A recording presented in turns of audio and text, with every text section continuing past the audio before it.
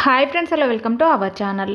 ఈరోజైతే lining blouse 29 size blouse ఎలా cut చేసుకోవాలో చూపిస్తాను.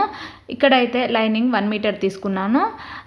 ఇప్పుడైతే లైనింగ్ని అయితే తడిపి ఆరబెట్టుకున్న తర్వాత ఐరన్ చేసుకొని ఇలా మనం డబల్ ఫోల్డింగ్ మీద వేసుకోవాలి. ఫోల్డింగ్ అనేది మన సైడ్ ఉండాలి, కోరాలు అనేది ఆపోజిట్ సైడ్ ఉండాలి. ఫస్ట్ అయితే నేను హ్యాండ్స్ అయితే కట్ చేస్తున్నాను. హ్యాండ్స్ కట్ చేయడం కోసం ఇలా 4 ఫోల్డింగ్స్ మీద అయితే వేసుకోవాలండి. ఇక్కడైతే నేను నడుము కొలతతో చూపిస్తున్నాను కాబట్టి ఇక్కడ నడుము ఎలా కొలుచుకోవాలో ఓల్డ్ బ్లౌజ్కి అయితే చూపిస్తున్నాను. ఇక్కడ కాజా పట్టి వదులుకున్న తర్వాత మనం ఉక్స్ పట్టి నుండి కాజా పట్టి వదులుకొని ఇలా కొలుసుకోవాలి. కొలుసుకున్నప్పుడు అయితే 29 ఇంచెస్ వచ్చింది. ఇప్పుడు ఈ 29 ఇంచెస్ను మనం ఇక్కడ మనం బ్లౌజ్ పై మార్కింగ్ చేసుకోవాలండి. ఇప్పుడైతే హ్యాండ్స్ అయితే కట్ చేస్తున్నాను. హ్యాండ్స్ 4 ఫోల్డింగ్స్ మీద వేసుకున్న తర్వాత ఇక్కడైతే క్లాత్ అయితే ఎగుడు దిగుడుగా ఉంది కాబట్టి ఇలా ఒక లైన్ అయితే మార్కింగ్ చేసుకోవాలి స్ట్రేట్గా. చేసుకున్న తర్వాత ఇప్పుడైతే ఈ క్లాత్ అయితే కట్ చేసుకోవాలి వేస్టేజ్. ఇప్పుడైతే ఒక 1 ఇంచ్కి అయితే ఇలా మార్కింగ్ చేసుకోవాలండి. ఇదైతే హెమ్మింగ్ చేసుకోవడానికి మనం ఖర్చుల కోసం వదులుకోవాలి.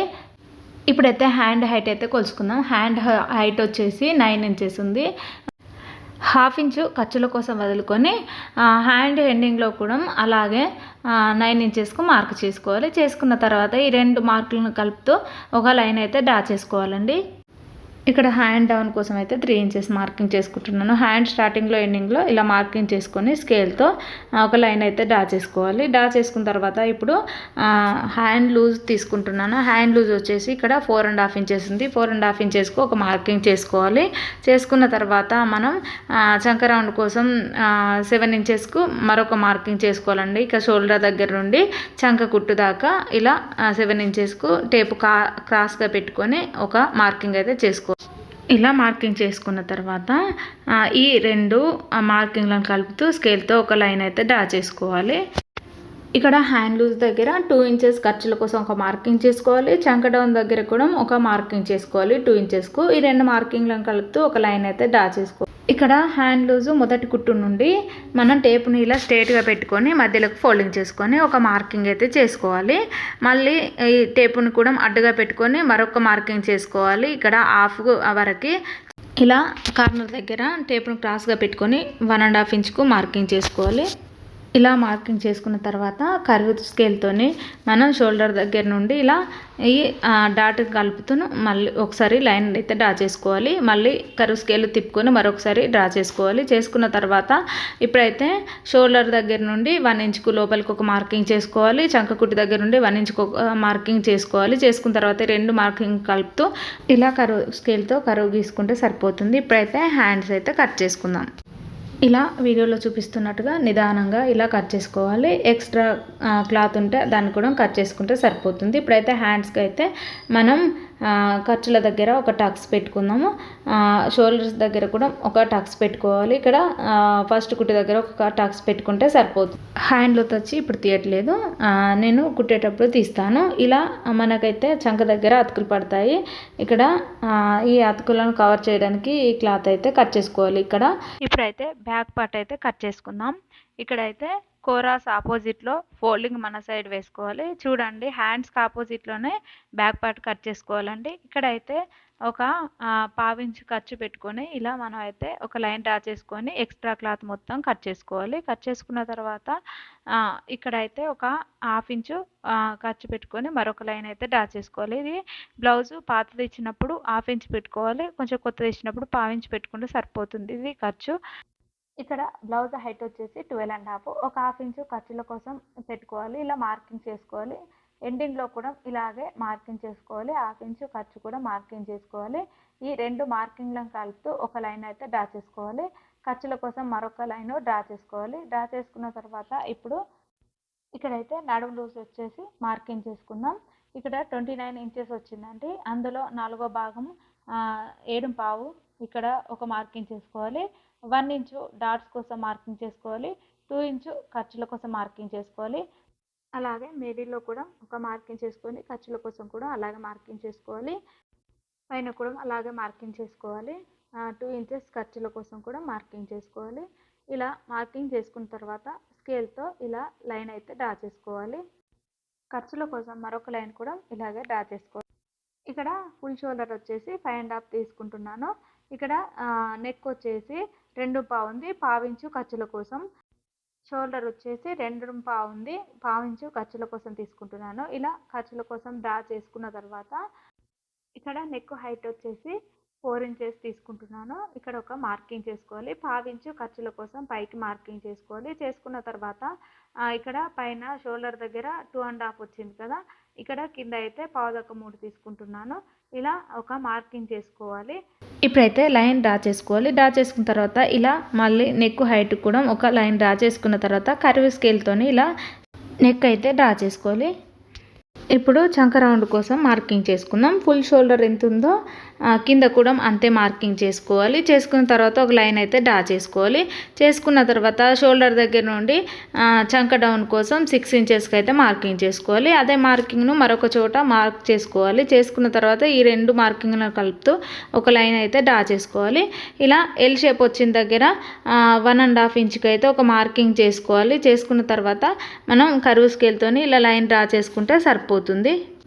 ఇప్పుడైతే షోల్డరు ఖర్చులకు వదులుకొని టేప్తోని వీడియోలో చూపిస్తున్నట్లుగా కొలుసుకోవాలి. ఇదైతే చంక రౌండ్ మ్యాచ్ అయిందో లేదో ఒకసారి చూసుకుందాం. ఇది 7 నెంబర్ వచ్చిందండి నాకు ఓల్డ్ బ్లౌజ్కి అయితే. ఈ బ్లౌజ్కి ఎంత ఉందో ఒకసారి చెక్ చేసుకోవాలి.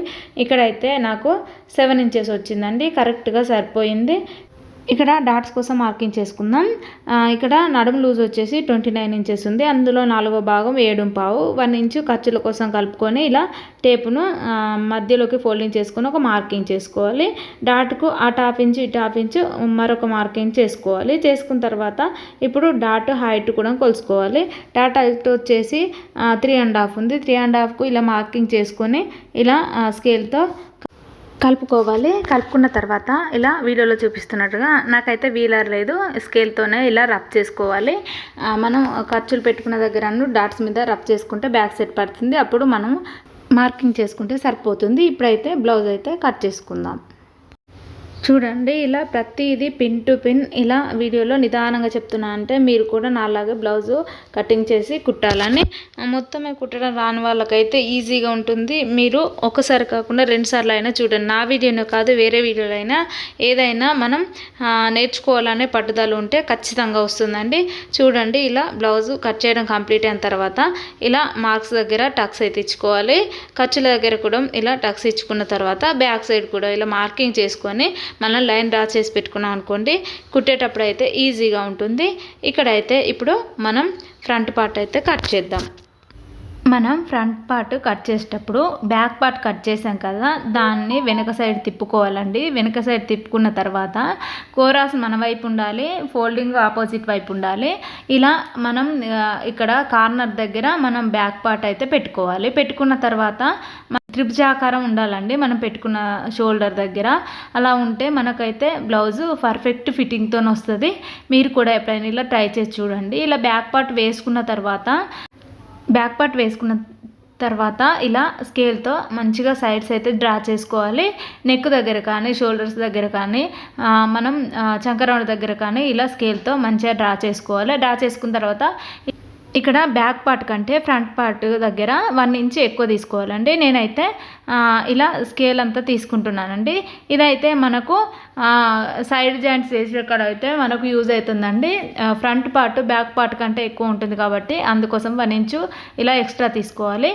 ఇక్కడ నేను స్కేల్తోని ఇలా రబ్ చేస్తున్నాను. ఎల్ షేప్ దగ్గర మళ్ళీ ఖర్చుల దగ్గర ఇలా డ్రా చేసుకున్న తర్వాత మనం మార్కింగ్ చేసుకున్నాం అనుకోండి ఈజీగా ఉంటుంది. మనకు లోతు తీసేటప్పుడు అయితే ఇలా పర్ఫెక్ట్గా వస్తుంది. ఫ్రంట్ లోతు తీసేటప్పుడు ఇక్కడైతే బ్యాక్ పార్ట్ తీసేసిన తర్వాత నేనైతే స్కేల్తో ఇలా గీస్తున్నానండి. చంక రౌండ్ దగ్గర ఇక్కడ సైడ్ జాయింట్ చేసే లైన్స్ దగ్గర కూడా ఒకసారి గీసుకోవాలి. షోల్డర్ ఖర్చు కూడా గీసుకోవాలి. గీసిన తర్వాత ఇప్పుడు ఫ్రంట్ పార్ట్ హైట్ ఎంత ఉందో చూసుకోవాలండి. షోల్డర్ దగ్గర నుండి ఇలా ఫ్రంట్ పార్ట్ డాట్ ఉంటుంది కదా, ఖర్చులతో కలిపి తీసుకోవాలి. ఇక్కడైతే నాకు 11.5 ఉందండి. ఇలా గీసిన తర్వాత స్కేల్తో స్ట్రేట్గా మనం అయితే లైన్ డ్రా చేసుకోవాలండి. ఇక్కడ మనం సైడ్ జాయింట్ దగ్గర కూడా ఒకసారి కొలుసుకోవాలండి. ఇక్కడైతే 2.5 ఇంచెస్ ఉంది. ఇక్కడైతే ఒక మార్కింగ్ చేసుకొని స్ట్రేట్గా ఇలా మనం ఒక లైన్ డ్రా చేసుకుంటే సరిపోతుంది. ఇప్పుడైతే ఫ్రంట్ నెక్ డ్రా చేసుకుందాం. ఇక్కడ షోల్డర్ దగ్గర నుండి కిందికి 6 మీద 2 గీతలు వచ్చిందండి. అక్కడికైతే నేను ఇలా మార్కింగ్ చేసుకుంటున్నాను. చేసుకున్న తర్వాత ఇప్పుడు స్కేల్తో స్ట్రేట్గా గీసుకోవాలి. అలాగే అడ్డుగా మరొక లైన్ గీసుకోవాలి. ఇప్పుడు ఎల్ షేప్లో ఉన్నది కదా, ఇప్పుడైతే కర్వ్ స్కేల్తో రౌండ్గా గీసుకుంటే సరిపోతుంది. ఇక్కడైతే ఫ్రంట్ నెక్ అయితే గీసినాం కదా. ఇప్పుడైతే చంక లోతు దగ్గర ఒక 1/2 ఇంచు లోపలికి అయితే మనం మార్కింగ్ చేసుకోవాలి. చేసుకున్న తర్వాత కర్వ్ స్కేల్తో ఇలా రౌండ్గా గీసుకుంటే సరిపోతుంది. ఇప్పుడైతే ఉక్స్ పట్టి కాజా పట్టీకి అయితే మనం గీసుకుందాము. నెక్ దగ్గర నుండి కిందికి 4 మీద 2 గీతలు అవుతుందండి. ఇక్కడ మార్కింగ్ చేసుకోవాలి. ఇది ఖర్చులతో కలుపుకొని మార్కింగ్ చేసుకున్న తర్వాత ఇక్కడ ఉక్స్ పట్టి నుండి మనకు 2.5 ఇంచులకు ఒక మార్కింగ్ చేసుకోవాలి. డాట్కు మధ్యలో దూరము 1 ఇంచు ఇలా మార్కింగ్ చేసుకోవాలి. చేసుకున్న తర్వాత డాట్ హైట్ వచ్చేసి 2 మీద 2 గీతలు వచ్చిందండి. ఇలా మనం ఇలా మార్కింగ్ చేసుకోవాలి. చేసుకున్న తర్వాత ఇలా స్కేల్తోని మనం లైన్ అయితే డ్రా చేసుకోవాలి. చేసుకున్న తర్వాత ఇలా మనం మిగతా డాట్స్ కూడా స్కేల్తో ఇలా కలుపుకోవాలండి. ఇప్పుడైతే మెయిన్ డాట్ వేసాం కదా, ఇప్పుడైతే ఉక్స్ పట్టి కాజా పట్టి సైడు డాట్ అయితే వేసుకోవాలండి. ఉక్స్ పట్టి కాజా పట్టి సైడు మనం ఇలా టేప్ అయితే స్ట్రేట్గా పెట్టుకోవాలి. పెట్టుకున్న తర్వాత కింద నుంచి 1 ఇంచుకు ఒక మార్కింగ్ చేసుకోవాలండి. చేసుకున్న తర్వాత మనమైతే పైనుండి 2 ఇంచులు ఉంటే కింద నుండి 1 ఇంచు ఉండేట్టుగా చూసుకొని ఆ 1 ఇంచు కాడికి మార్కింగ్ అయితే చేసుకోవాలి. చూడండి, నేను టేపు ఇలా మడుస్తున్నాను కదా, అలా మీరు కూడా పెట్టుకోండి. ఇలా పెట్టిన తర్వాత ఇక్కడ డాటా హైట్ వచ్చేసి 2 ఇంచెస్ ఉందండి. ఆ 2 ఇంచెస్కి ఒక మార్కింగ్ చేసుకోవాలి. చేసుకున్న తర్వాత మనం అయితే ఇలా డాట్ వేసాం కదా, ఇప్పుడైతే 3వ డాట్ అయితే వేసుకోవాలండి. ఈ రెండింటికి మధ్యలో 3వ డాట్ వస్తుంది. అలాగే 4వ డాట్ కూడా వీడియోలో చూపిస్తున్నట్టుగా వేసుకుంటే సరిపోద్దండి. ఇక్కడైతే డాట్లు వేయడం కంప్లీట్ అయింది. కంప్లీట్ అయిన తర్వాత ఇప్పుడు ఈ డాట్లపై నుండి స్కేల్తో ఇలా రబ్ చేస్తున్నానండి. ఎందుకంటే బ్యాక్ సైడ్ కూడా పడుతుంది కాబట్టి అప్పుడు మనం మంచిగా మార్కింగ్ అయితే వేసుకోవచ్చు. బ్యాక్ సైడ్ కూడా ఇలా వేసుకున్నాం అనుకోండి, బ్లౌజ్ ఫినిషింగ్ మంచిగా నీట్గా వస్తుందండి. బ్లౌజ్ కూడా షేప్స్ అయితే 2 సమానంగా వస్తాయి. ఇక్కడైతే ఫ్రంట్ నెక్ కొంచెం డౌట్గా అనిపిస్తుంది, అందుకోసమని ఒకసారి ఇది బ్లౌజ్ యొక్క నెక్ పెట్టి ఇలా కొలుసుకొని చూసుకుంటే డౌట్ క్లియర్ అవుతుంది. ఇక్కడైతే నాకు కొంచెం పెద్దగా అనిపించింది. చూడండి, ఇలా మనం ఎక్కువైనా నెక్ తక్కువైనా కానీ మనం ఇలా సెట్ చేసుకోవచ్చు అండి. స్కేల్తో మళ్ళీ ఎల్ షేప్లో గీసుకోవాలి. గీసుకున్న తర్వాత కర్వ్ స్కేల్తో రౌండ్గా గీసుకుంటే సరిపోతుందండి. చూడండి, ఇక్కడ ఇలా గీసుకున్న తర్వాత ఇప్పుడైతే మనం బ్లౌజ్ అయితే కట్ చేసుకుంటే సరిపోతుంది. ఇలా డ్రా చేసాం కదా, డ్రా చేసిన వెంబడి ఇలా మనమైతే కట్ చేసుకోవాలండి. నేనైతే నెక్ నుండి స్టార్ట్ చేస్తున్నాను. చూడండి, ఇలా మొత్తం బ్లౌజ్ని అయితే కట్ చేయడం కంప్లీట్ అయింది. కంప్లీట్ అయిన తర్వాత ఇప్పుడు బ్యాక్ సైడ్ కూడా డాట్స్ అయితే వేసుకుంటే సరిపోతుందండి. ఇక్కడ డాట్స్ వేసిన కూడా టక్స్ ఇచ్చుకుంటే సరిపోతుంది. ఇలా కంప్లీట్ అయిన తర్వాత ఇప్పుడైతే మనం షేప్ బెల్ట్ గీసుకుందాం. షేప్ బెల్ట్ అయితే నేను ఆల్రెడీ గీసానండి. ఇప్పుడు కట్ చేసుకుంటే సరిపోతుంది. చూడండి, మనం ఈ విధంగా బ్లౌజ్ కట్ చేసుకున్నాం అనుకోండి, నీట్గా పర్ఫెక్ట్గా వస్తుంది. ఈరోజు చూపించేది అయితే 29 సైజ్ బ్లౌజ్ అండి. ఈ లైనింగ్ను మెయిన్ పీస్ మీద ఎలా వేసుకొని కట్ చేసుకోవాలో చూపిస్తాను. ఇక్కడైతే hands, back part, front part, shape belts అన్నీ కట్ చేశానండి. చూడండి, ఇప్పుడైతే మెయిన్ పీస్ తీసుకొని ఇది డబల్ ఫోల్డింగ్ మీద వేసుకోవాలి.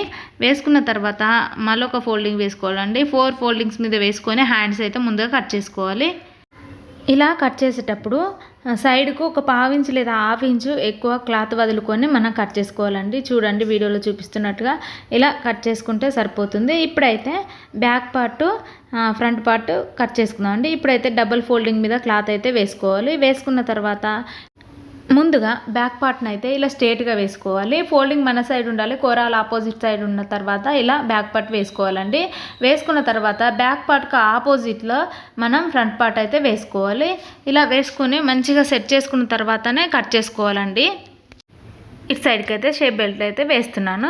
వేసిన తర్వాత మనం ఇలా మార్కింగ్ కూడా చేసుకోవచ్చు అండి, మార్కర్తోని. లేదంటే ఈ క్లాత్ వెంబడ ఒక 1/2 ఇంచు లేదా 1/2 ఇంచు క్లాత్ ఖర్చు వదులుకుంటూ మనం కట్ చేసుకుంటే సరిపోతుందండి. ఇక్కడ ముందుగానైతే నేను ఇలా బ్యాక్ పార్ట్ అయితే కట్ చేస్తున్నాను. కట్ చేసిన తర్వాత ఇక్కడ ఫ్రంట్ పార్ట్ కట్ చేసుకోవాలి. చేసిన తర్వాత మిగతాది మనం షేప్ బెల్ట్ కట్ చేసుకోవాలి. మిగతాది అయితే ఉక్స్ పట్టి కాజా పట్టీకి పనికొస్తుందండి. చూడండి ఇలా నిదానంగా కట్ చేసుకుంటే మనకైతే బ్లౌజ్ అయితే పర్ఫెక్ట్గా వస్తుంది, లైనింగ్ బ్లౌజు. అప్పుడప్పుడు చిన్న పీసులు ఇచ్చినప్పుడు కూడా మనం మంచిగా సెట్ చేసుకున్నాకనే కట్ చేసుకోవాలండి. బ్లౌజులు కొన్నిటికి తక్కువ వస్తాయి సారీస్కి, అప్పుడు మనం ఎలా సెట్ చేసుకోవాలో తర్వాత వీడియోలో అయితే చెప్తాను. ఇలా మొత్తం బ్లౌజ్ కట్ చేయడం కంప్లీట్ అయింది కదా. ఎక్స్ట్రా పీసులు ఉన్నాయి కదా, అవి ఉక్స్ పట్టి కాజా పట్టీకి సరిపోతాయండి. షేప్ బెల్ట్కు ఇంకా డబల్ వేసుకోవచ్చండి, క్లాత్ ఇది సరిపోతుంది. ఇంతటితో బ్లౌజ్ కటింగ్ అయితే కంప్లీట్ అయింది. రేపటి వీడియోలో స్టిచ్చింగ్ అయితే పెడతాను. ఇంతటితో వీడియో కంప్లీట్ అయింది. మీకు నా వీడియో నచ్చినట్లయితే లైక్ చేయండి, సబ్స్క్రైబ్ చేయండి, నా ఛానల్ సపోర్ట్ చేయండి. Bye friends.